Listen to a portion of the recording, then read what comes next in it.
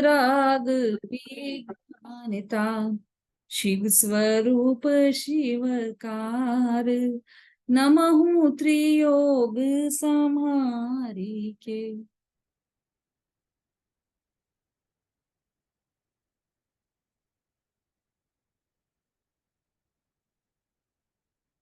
पंडित दौलत राम जी कृत 6 ढाला, 5वीं ढाल द्वादश अनुप्रेक्षा के माध्यम से हम सभी ने यहाँ पर 12 भावनाओं का स्वरूप समझा और उनका क्या स्वरूप आपके समझ में आया है, आज यह गोष्ठी के माध्यम से हम सभी जानने वाले हैं। गोष्ठी प्रारंभ करते हैं बिना विलंब किए, क्योंकि ऑलरेडी लेट हो चुके हैं हम। सर्वप्रथम इन 12 भावनाओं के चिंतन का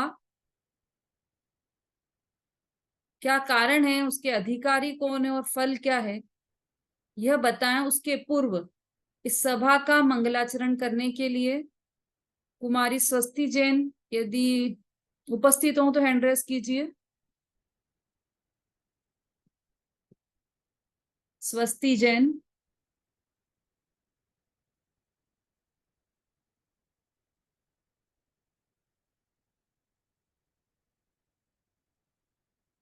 चलिए हम विलंब नहीं करते हैं, प्रारंभ करते हैं गोष्ठी।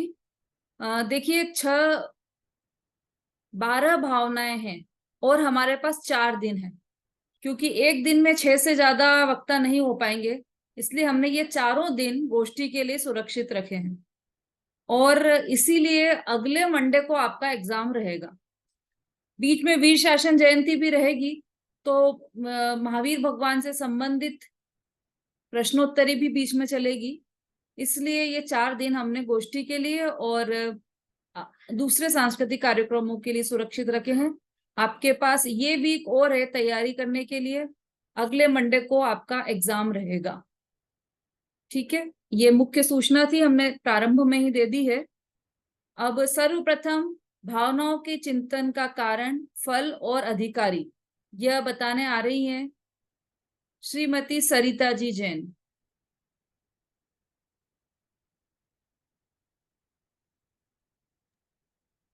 जय जिनेन्द्र दीदी, सभी बहनों को भी जय जिनेन्द्र।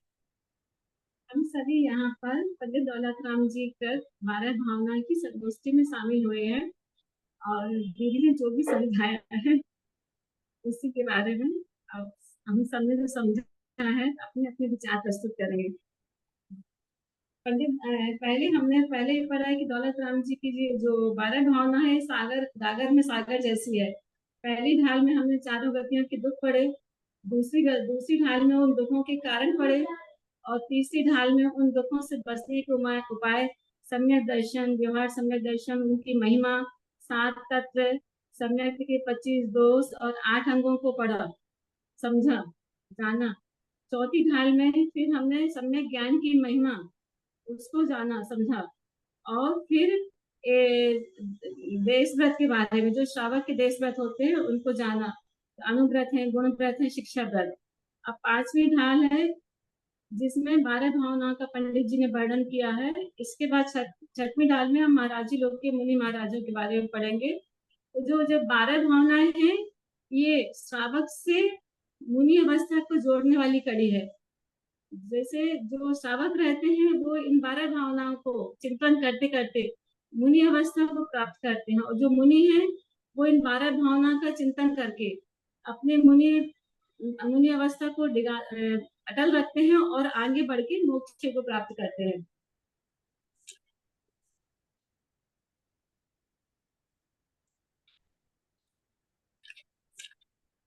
मुनि सकल व्रति भागी, भव भोगन तय बैरागी, बैरागी उपावन माही, चिंतन अनुप्रेक्षा भाई। ये 12 भावनाएं चारित्र गुण की आंशिक शुद्ध पर्याय हैं, इसलिए समय दृष्टि को ही हो सकती है।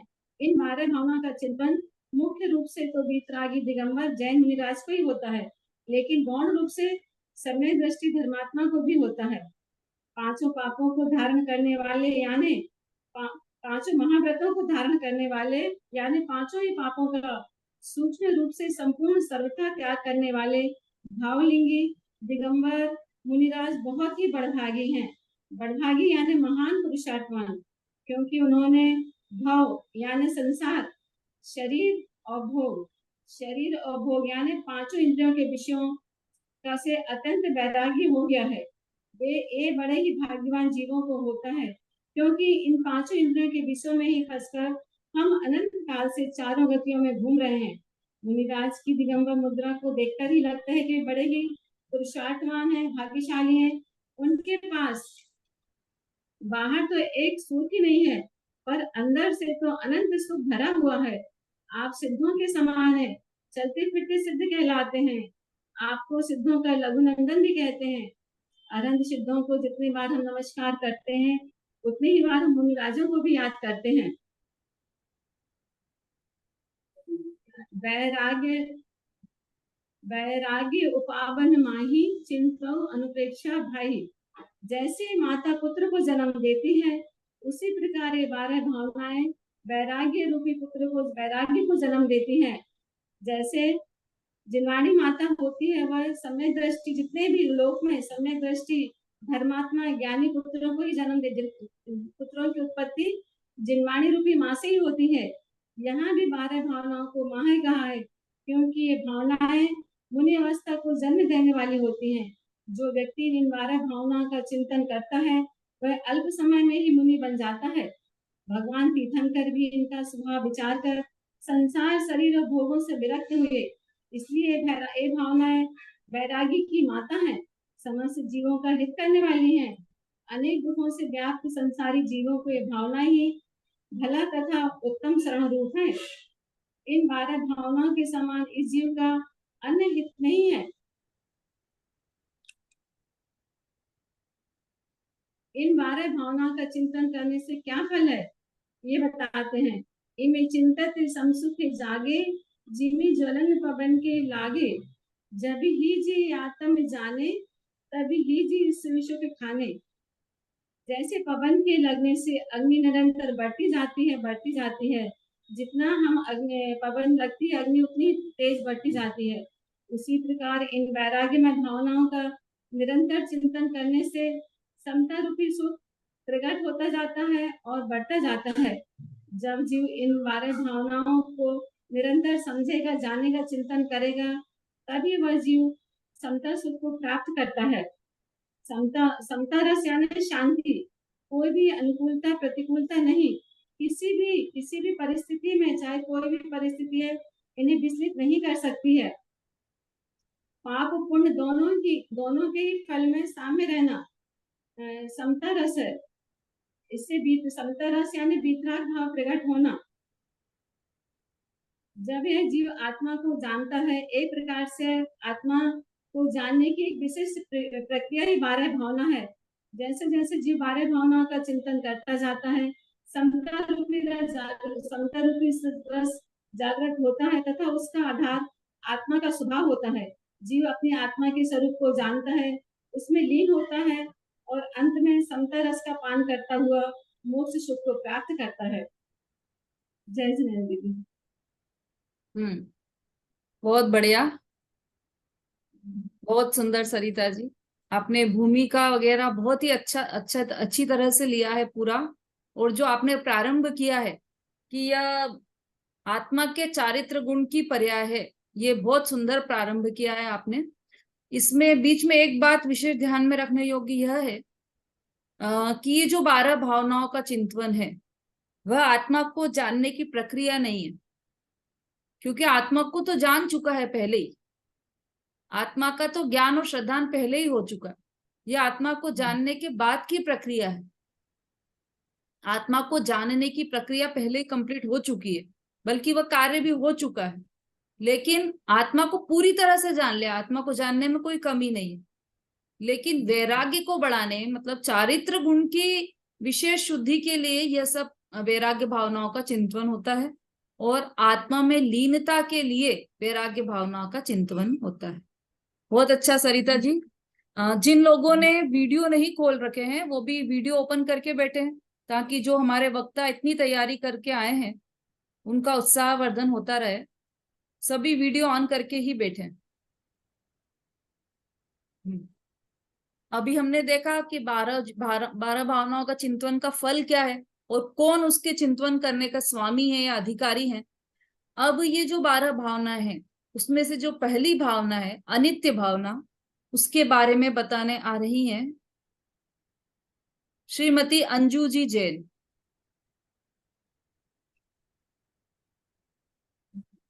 हैंड रेस कीजिए ताकि अनम्यूट कर सके आपको।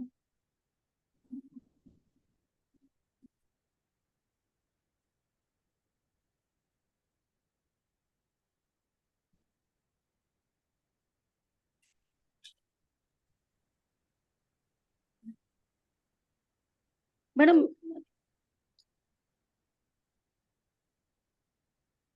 हाँ बोलिए बोलिए अनीता जी। मैं भी तो हूँ, दो जनी है। भावना को चिंतन और करने में अनीता जैन भी है। एक बार मैं बोल, है तो सही, पर एक ने बोल लिया और एक चिंतवन कर लेगा, ऐसा भी तो कर सकते हैं। ऐसा नहीं कर कोई बात सकते? नहीं मैडम, नहीं नहीं, कोई बात नहीं मैडम। मैं मजाक कर रही हूँ, आपका भी नंबर आएगा। अभी अपन एक बार पूरी 12 भावनाएं, मतलब एक बार सारे सब्जेक्ट एक एक वक्ता के रूप में लेंगे, और दूसरी बार दूसरे वक्ता, दूसरे नंबर वाले जो वक्ता है वो उनका सारा का नंबर आएगा। तो ठीक है। सोमवार को आएगा, कल आएगा?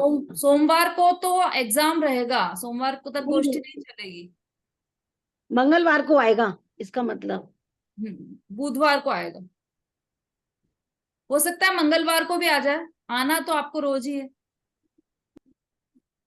हाँ जी अंजू जी जल्दी हैंड रेस कीजिए। हाँ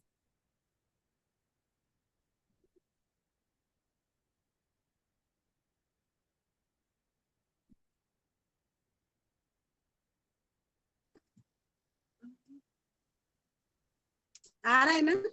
हाँ बोलिए। फोटो आ रहा है? जय जिनेन्द्र दीदी, आपको सभी को जय जिनेन्द्र। और मैं छेडाला ग्रंथ पंडित जी दोराराम जैन समाज की प्रचलित थे। इस ग्रंथ में धर्म का स्वरूप उन्होंने संक्षेप में बताया है और उसी समझाया है। ऐसी भावना हम लोग मतलब भाते हैं कि हम भी उनकी 12 भावना को भाकर हम भी अपना जीवन सफल बनाए हैं। और उन्होंने अनित्य भावना के बारे में मैं कुछ बोल रही हूँ। यौवन, मकान, गाय, जन, नौकर, चाकर, 5 इंद्रियों के विषय सब वस्तुएं क्षणिक हैं, अनित्य, नाशवान हैं।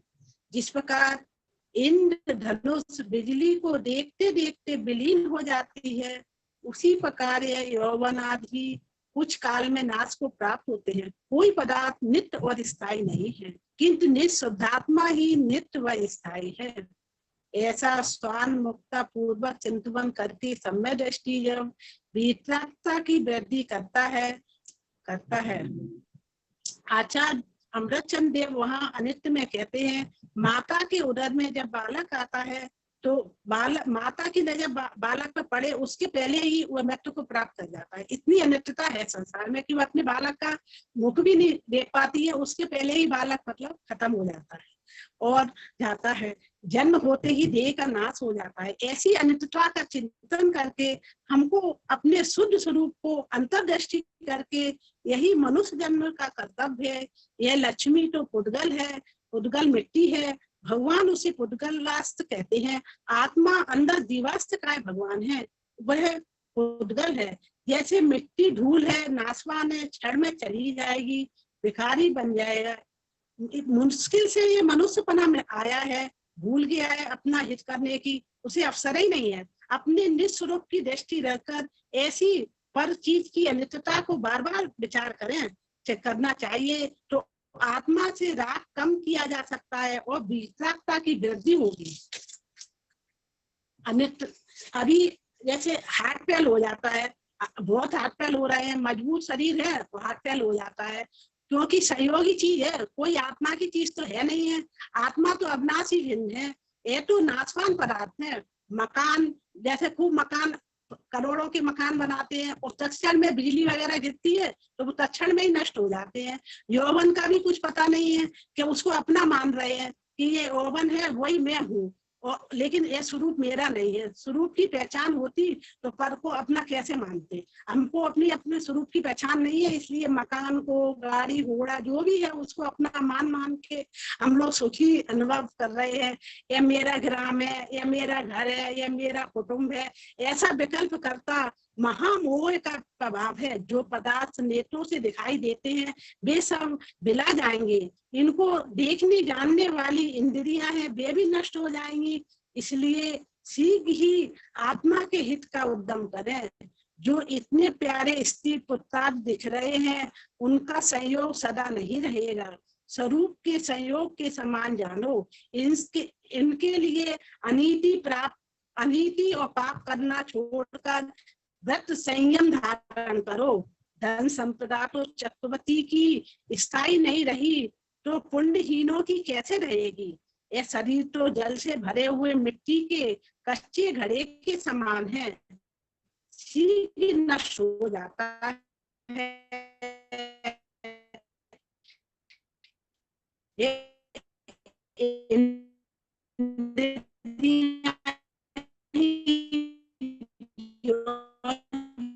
विषयों को भोगती हैं त्यों ही त्यों तृष्णा बढ़ती जाती है। इंद्रियों के विषयों में चक्रवर्ती राजा भी भ्रष्ट होकर नरक चले जाते हैं। इसलिए इंद्रिय रूप सर्पों के विष से अपने आत्मा की रक्षा करो। भावना एक समय याद करो कि मैं एक शुद्धात्मा हूँ। जय जिनेन्द्र। हाँ जी, बहुत अच्छा। सभी लोग तालियां बजा रहे हैं आपके लिए। बहुत अच्छा विश्लेषण किया आपने। अनित्य भावना क्या है? अनित्य भावना का कि ये जितने भी पदार्थ हैं, यौवन, ग्रह, गो, धन, नारी, ये सब ही अनित्य हैं। और अनित्य अर्थात स्थायी नहीं है। और स्थायी रहने वाला कौन है? एक निज शुद्धात्मा ही नित्य है और स्थायी है। ये इस भावना का सार है। तो हमें जो नित्य है, स्थायी है, उसी का सहारा लेना चाहिए। ठीक, एक उदाहरण जो था कि जब माता पुत्र को जन्म देती है तो वह पुत्र माँ की गोद में बाद में आता है, लेकिन पहले अनित्यता की गोद में चला जाता है। अब अनित्यता की गोद में चला जाता है, इसका मतलब ये नहीं है कि वो मर जाता है। इसका मतलब ये है कि वो जीवित है, लेकिन अनित्यता की गोद में है ना वो, कि अब कभी भी उसको काल उसका भक्षण कर सकता है। अब उसका उल्टा काउंट डाउन शुरू हो गया है, उसकी आयु शुरू हो गई ना। वहां से पुत्र का जन्म हुआ तो उस बच्चे की आयु वहां से प्रारंभ हो गई। मान लो वो 80 साल जीने वाला, तो वो 80 साल में से 1 मिनट कम हो गया, फिर 2 मिनट कम हो गए, 10 मिनट कम हो गए, 15 मिनट कम हो गए, ऐसे ये काउंट डाउन चलता जा रहा है उसका। तो वह किसकी गोद में है? अनित्यता की गोद में पहले आ गया। माँ की गोद में तो बाद में गया। पुत्र जन्म होते से अनित्यता की गोद में चला गया। ये गुरुदेव ने बहुत ही अच्छा ये उदाहरण दिया था। और अब अशरण भावना के बारे में बताने आ रही हैं श्रीमती संगीता जी जैन। हैंड रेस कीजिए।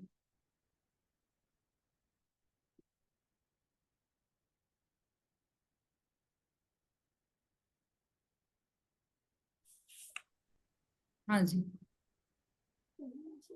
सभी को मेरा सादर जय जिनेन्द्र। जैसा कि हम सभी को विदित है कि आज हम सभी 12 भावना पर आयोजित गोष्ठी में सम्मिलित हुए हैं, 6 डाला की 5वीं ढाल के आधार से।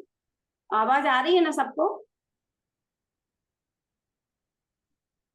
हेलो, आवाज आ रही है ना मेरी? आ रही है, बोलिए।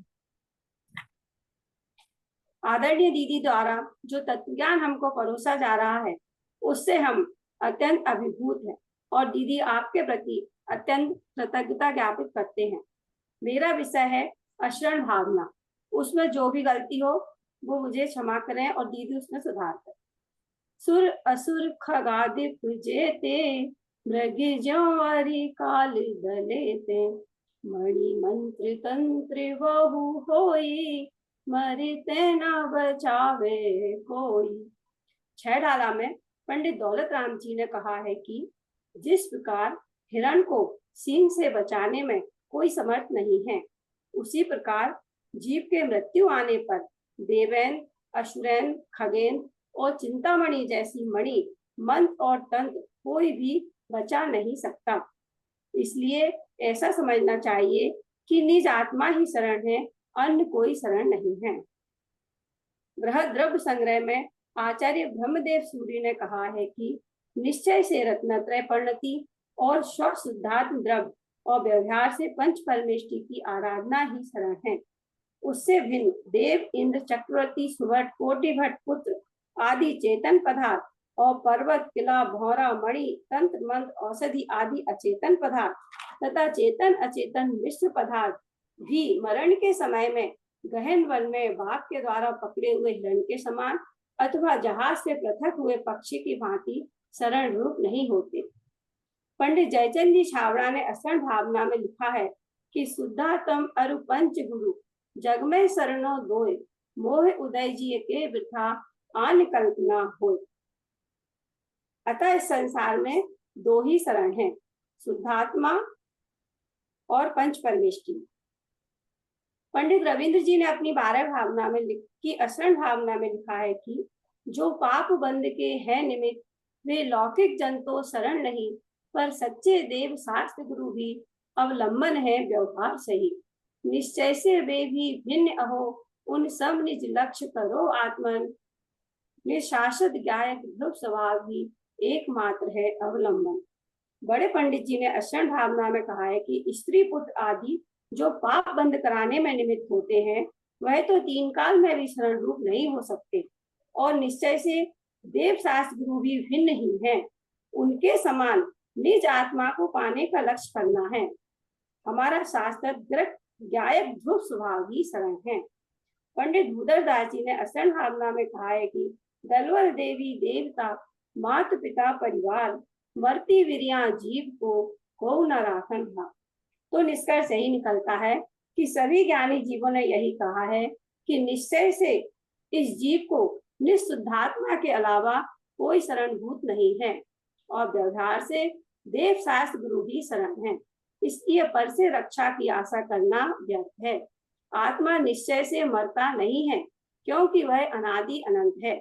ऐसा सौन मुक्ता पूर्वक चिंतन करके सम्यक दृष्टि जीव वीतरागता की वृद्धि करता है, वह अशरण भावना है। जय जी। बहुत बढ़िया, बहुत सुंदर, पूरा विषय आपने कवर किया है। और आपकी एक अलग ही डिफरेंट स्टाइल है कि आपने सारे विद्वानों की जितनी भी 12 भावनाओं से आप कलेक्ट कर सकते थे उनका सबका उदाहरण आपने दिया है। बहुत अच्छा वक्तव्य आपने दिया, पूरा कंप्लीट था अपने आप में। बहुत सुंदर संगीता जी। और अब संसार भावना, इन्होंने देखो निश्चय और व्यवहार से दोनों से अशरण भावना क्या है इसका भी यहाँ पर जिक्र किया है। और अब संसार भावना लेकर आ रही हैं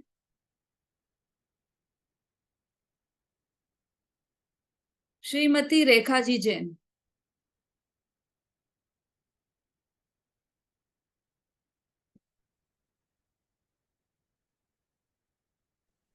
जय जैन दीदी, जय जैन सभी को।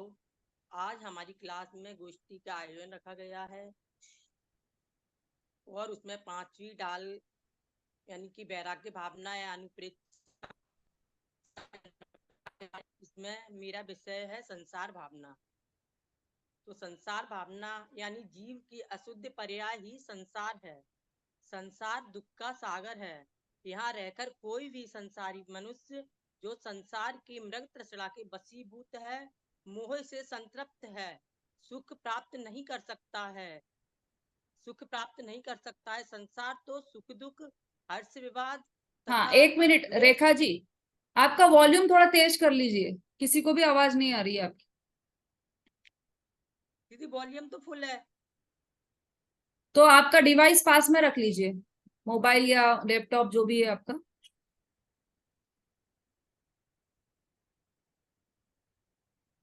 संसार तो सुख दुख, हर्ष विवाद तथा। दीदी अब सही आ रही है आवाज? थोड़ी कम है पर ठीक है। हर्ष विवाद, द्वेष व द्वंद्व का स्थल है, ऐसा चिंतन करना संसार भावना है। चौगत दुख जीव भरे हैं, परिवर्तन पंच करे हैं। सब विधि संसार असारा, या मैं सुख नाही लगारा। संसार में प्रत्येक प्राणी चारों गतियों के दुखों को सहता है और पांचों परावर्तन यानी द्रव्य, क्षेत्र, काल, भाव और भव ये परिवर्तन में भटकता रहता है, किंतु कभी शांति नहीं पाता है।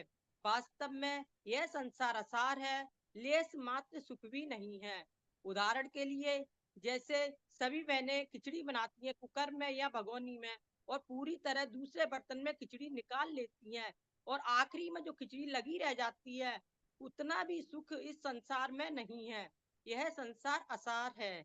सांसारिक सुख तो सुखाभास, नश्वर, भ्रमरूप और परिणाम में कटु है, ऐसा विचार करना संसार भावना है। संसार एक प्रकार की नाट्यशाला है। इसके रंगमंच पर प्राणी विभिन्न पात्रों के साथ पिता पुत्र, पति पत्नी, भाई भाई आदि के संबंध बनाता है, और किसी से मैत्री करता है, किसी से दुश्मनी करता है, और एक दिन सब तरह तरह के संबंध जोड़ता है, और कुछ समय बाद अलग अलग बिछुड़ जाते हैं। दाम बिना निर्धन दुखी, तृष्णावश धनवान। कहूँ न सुख संसार में, सब जग देखो छान। यानी हर विधि से, हर तरीके से संसार असार है, बिना किसी सार का है। हर जगह दुख है, और इस संसार में कहीं भी सुख नहीं है। ऐसा चिंतन करना संसार भावना का लक्षण है। इस भावना को पाने वाले जीव कभी भी दुखी नहीं होता है, संसार से उदासीन रहता है और बैरागी रहता है। संसार है पर्याय में, निज आत्मा ध्रुव धाम है। संसार संकट में, परंतु आत्मा सुख धाम है। सुख धाम से जो विमुख, वह पर्याय ही संसार है। ध्रुव धाम की आराधना, आराधना का सार है। संसार तो मात्र अध्रुव पर्याय है, निज ध्रुव धाम आत्मा में नहीं है। यद्यपि संसार संकटमय है, तथापि आत्मा तो सुख का धाम ही है। इस वही पर्याय वस्तु संसार है, और ध्रुव धाम निज भगवान आत्मा की आराधना ही आराधना का सार है। हम सबको धर्म की धैर्य की आवश्यकता है। गुरु ने कहा है कि पहले हमें सत्य पर कैसे खड़े रहें, और उस धरातल का कोई पथ नहीं है, हमें अपना मार्ग स्वयं बनाना है।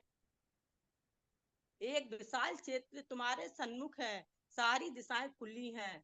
नवीनता का एहसास कीजिए, स्वयं से कहिए कि मैं अपनी अंतर्दृष्टि के आधार पर हर कदम रखता हूँ। आप ऐसा कर सकेंगे जब आपको अपने कदमों पर श्रद्धा होगी और अपनी शक्ति पर विश्वास। जय जिनेन्द्र।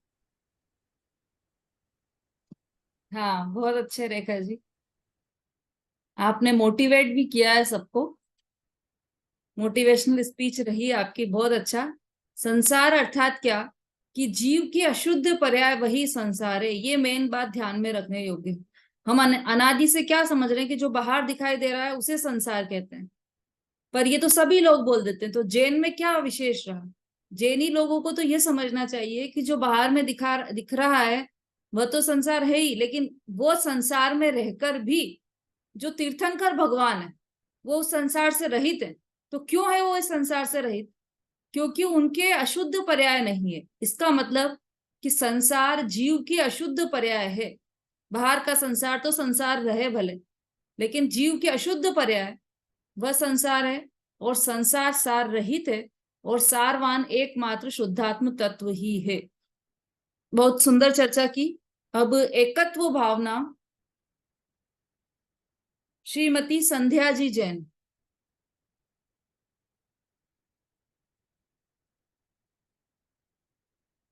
हैंड रेस कीजिए जल्दी से।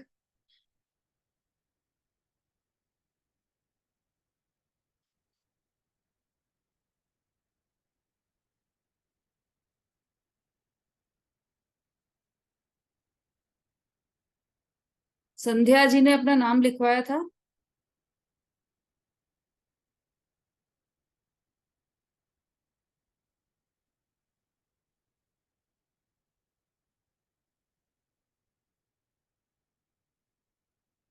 चलिए आगे बढ़ते हैं, अभी वो शायद अनुपस्थित हैं।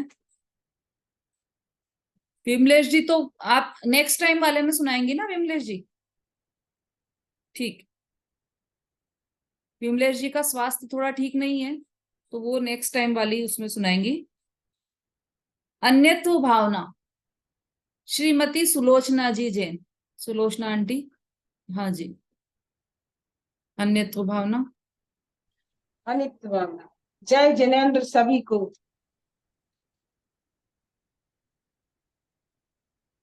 छह डाला ग्रंथ से पांचवी डाल अत्यंत भावना मेरे का स्वरूप बताते हैं, अनित्य भावना का स्वरूप बताते हैं।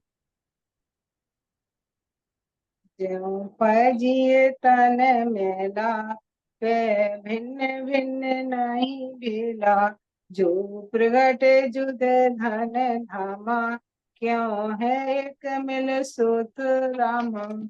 जिस प्रकार दूध और पानी आकाश क्षेत्र में मिली हुए हैं, परंतु अपने अपने गुण आदि की अपेक्षा से दोनों बिल्कुल भिन्न भिन्न है। पानी पानी पानी है, दूध दूध है। उसी प्रकार जीव और शरीर भी मिले हुए एक आकार दिखाई देते हैं, तथापि वे दोनों बिल्कुल भिन्न हैं। ऐसे मोटर गाड़ी, धन, मकान, बाग, पुत्र, स्त्री, कुटुंब आदि संयोग वियोग, सुख दुख आदि उनका चिंतन करके समय व्यतीत कर जीव समय व्यतीत करता है, किंतु अपने नजदीक आया मरण व नरक त्रियंच आदि गति का कोई गति में जाना उसका चिंतन विचार नहीं करता। इस पंच परावर्तन संसार में अनंत अनंत काल से भ्रमण करते हुए जीव का अपना कोई स्वजन नहीं है। ये स्वामी, सेवक, पुत्र, मित्र, बाधक को जो अपना मानते हैं, वह मिथ्या मोह की महिमा है। इसी को मिथ्यात कहते हैं। संसार में सभी जीवों से अपना शत्रु मित्रपना अनेक बार हुआ है, अनेक बार छूटा है। जैसे अनेक देशों से आए भिन्न भिन्न अनेक पथिक रात्रि में एक स्थान में ठहर जाते हैं, उसी प्रकार एक वृक्ष पर अनेक दिशाओं से आए अनेक पक्षी रात्रि में आकर बस जाते हैं। प्रातः काल होने पर सब अनेक मार्गों से देशों को चले जाते हैं, कोई किसी का नहीं है। इस संसार में सभी जीवों की प्रकृति भिन्न भिन्न है, किसी का स्वभाव किसी दूसरे से मिलता नहीं है।